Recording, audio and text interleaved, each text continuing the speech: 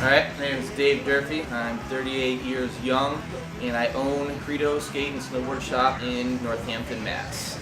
I've owned Credo for going on 2.5 years now. It used to be boardroom for about 18 years and was owned by Jason LeClaire. Probably back in the late 80s, I started skateboarding in Southwick, Massachusetts. A neighbor got me into it. It was a small hill town, so we'd always travel to Westfield and Springfield and Hartford. Just really liked traveling, getting around, and meeting new people with skateboarding. The community of it was pretty cool. It was definitely very, very small back then. If you met anybody that skateboarded, you could tell right off the bat by their shoes being worn or clothes that they were wearing, you know, like the style of stuff that they were doing, and you just were instantly friends and you just had a connection with them.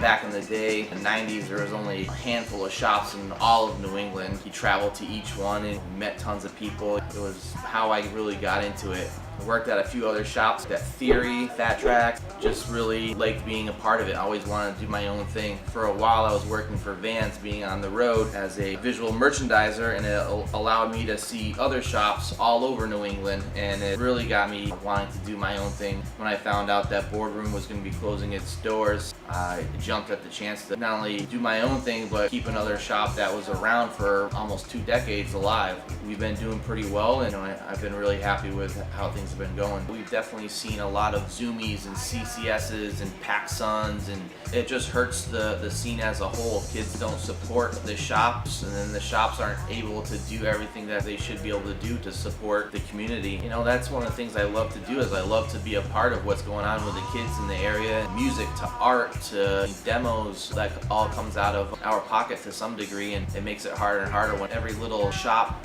has to fight against bigger corporations. You know, it bums me out. Stores are closing that don't deserve it. You know, you don't do it to make a lot of money. You do it because you're passionate about it and you want to keep things going. But even with our video that we just put out, we tried to use local music. We tried to use many different avenues to keep as many people integrated in what we're doing. As far as the artists and stuff in the area, we try to work with them to create shops in the area too, like Unite and Faux, that do great things with the artists and the local kids in the area, and I want to stay committed to doing things like that. You know, I try to work with as many people as possible to keep things local. It's gratifying and it's definitely tough at the same time.